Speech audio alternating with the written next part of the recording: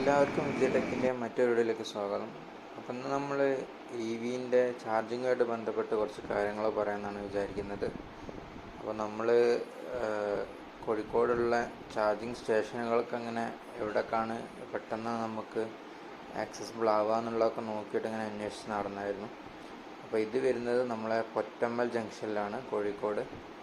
അപ്പം അവിടെ അവരുടെ പോസ്റ്റിൽ KSEB തന്നെ ചാർജിങ് വെച്ച് ഇരിക്കുകയാണ്. അതേപോലെ വേറെ ഒന്ന് പാറോപ്പൊടി വരുന്നുണ്ട്. അപ്പോൾ ഇവിടെ രണ്ട് സ്ഥലത്തുനിന്നും നമുക്ക് യൂസ് ചെയ്യാൻ എളുപ്പമാണ്. അവരുടെ ഒരു ആപ്പ് ഉണ്ട്. അപ്പോൾ ആ ആപ്പിൽ അവിടെ തന്നെ കാണിച്ചിട്ടുണ്ട്, QR കോഡൊക്കെ വെച്ചിട്ട് അതിൽ ചെയ്യാൻ പറ്റും. ചാർജറിൽ ഇതൊന്ന് നമ്മൾ റിലീസ് ചെയ്യാൻ വേണ്ടിയിട്ട് ഇവിടെ ഇങ്ങനെ ഈ നീല ബട്ടണിൽ പ്രസ് ചെയ്ത് കൊടുത്തിട്ട് വലിക്കുകയാണ് വേണ്ടിയത്. ഓക്കെ, അപ്പോൾ ഇത് കിട്ടും, ഇങ്ങനെ അങ്ങോട്ട് പോരും. അതേപോലെ കണക്ട് ചെയ്യണമെങ്കിൽ നമ്മൾ ഇതിൻ്റെ ഈ സോക്കറ്റിൽ നിങ്ങൾക്ക് 2 പോയിൻ്റ് കാണാം, കണ്ടില്ലേ? അപ്പോൾ അത് ഇതിൻ്റെ വലിയ 2 പോയിൻറ്റിൻ്റെ അടുത്ത് ഏകദേശം നമ്മൾ വെക്കുക. ഓക്കെ, ഇങ്ങനെ വെച്ചതിന് ശേഷം ജസ്റ്റ് പ്രസ് ചെയ്ത് കൊടുക്കുക. ഒരു ക്ലിക്ക് എന്ന് പറഞ്ഞൊരു സൗണ്ട് വരും. ഓക്കെ, അപ്പോൾ അങ്ങനെ ആയാലും ഇത് കണക്റ്റ് ആയതാണ് അർത്ഥം. റിലീസ് ചെയ്യാൻ വേണ്ടിയിട്ട് ജസ്റ്റ് ഇവിടെ പുഷ് ചെയ്ത് കൊടുത്താൽ ജസ്റ്റ് ഇങ്ങനെ പുഷ് ചെയ്ത് കൊടുത്തിട്ടുണ്ടെങ്കിൽ ഇവിടെ വലിക്കുക.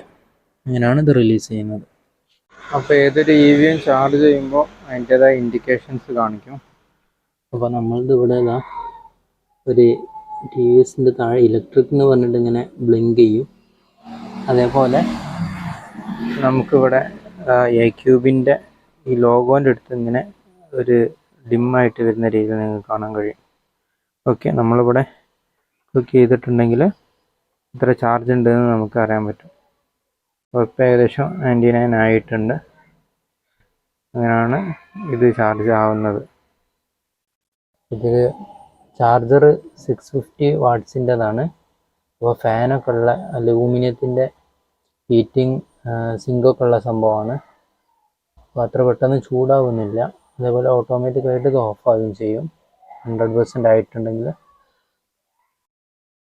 അപ്പോൾ ഇത് 100 ആയിട്ടുണ്ട്, 105 ഇവിടെ കാണിക്കുന്നുണ്ട്.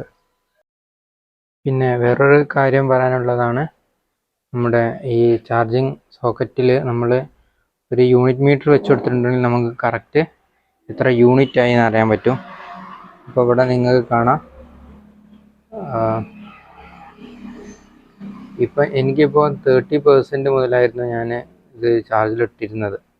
അപ്പോൾ 2.3 kWh ആണ് ഇത്. അതായത് 2.3 യൂണിറ്റ് ആണ് എനിക്കിപ്പോൾ ഒരു 70% ചാർജ് ആവാൻ വേണ്ടിയിട്ടായിട്ടുള്ളത്. അപ്പോൾ ഇങ്ങനത്തെ ഒരു ഡിവൈസ് നിങ്ങൾ വാങ്ങി വെച്ചിട്ടുണ്ടെങ്കിൽ അത് കുറച്ചും കൂടി നല്ലതാണെന്നാണ് ഞാൻ പറയാം. അപ്പോൾ കറക്റ്റ് യൂണിറ്റ് നമുക്ക് അറിയാൻ പറ്റും. പിന്നെ ഇതിൽ വേറെയും കാര്യങ്ങൾ അറിയാൻ പറ്റും നമുക്ക്. ഇപ്പോൾ ഇത്ര മില്ലി ആംപിയർ കറണ്ടാണ് ഇതിലൂടെ പാസ് ചെയ്യുന്നത് കാണിക്കുന്നുണ്ട്. 230 വോൾട്ട് വരുന്നുണ്ട്. Okay, power 168. ഓക്കെ, അപ്പോൾ ഇത് പവർ ഇപ്പോൾ ഇങ്ങനെ കാണിക്കാൻ കാരണം നമ്മളെ ചാർജറിൻ്റെ ഓഫ് ആയതുകൊണ്ടാണ്.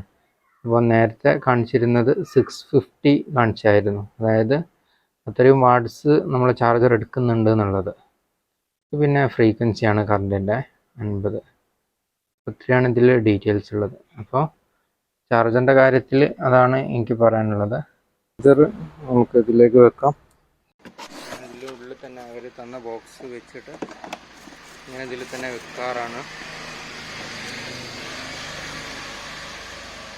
അപ്പോൾ ഇത് കൂടെ കൊണ്ടുപോകുന്നത് നമ്മളിപ്പോൾ ഒരു പതിവാക്കി. ഇപ്പോൾ ചാർജ് ഉണ്ടെങ്കിൽ കൂടി ഇത് നമ്മളുടെ ഒരു കോൺഫിഡൻസിന് ഇത് കൂടെ എപ്പോഴും വെക്കും.